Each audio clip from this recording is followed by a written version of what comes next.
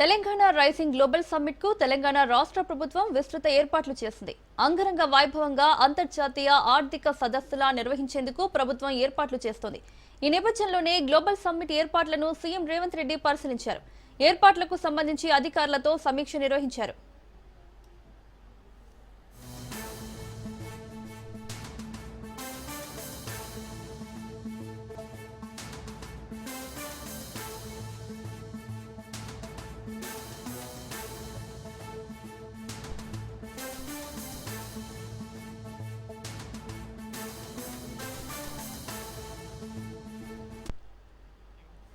రాష్ట్ర ప్రభుత్వం అత్యంత ప్రతిష్టాత్మకంగా నిర్వహించబోతున్న Bharat future city Telangana rising global summit కు సర్వం సిద్ధమైంది.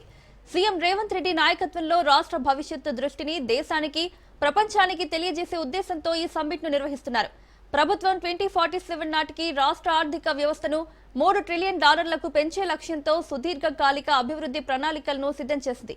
ఈ సమ్మిట్ వేదికగా భవిష్యత్తులో చేయబోయే అభివృద్ధి ఆలోచనలు, ప్రణాళికలను వివరిస్తూ ఒక సమగ్రమైన అభివృద్ధి విజన్ ప్రాజెక్టు బుక్ ను విడుదల చేయనున్నారు.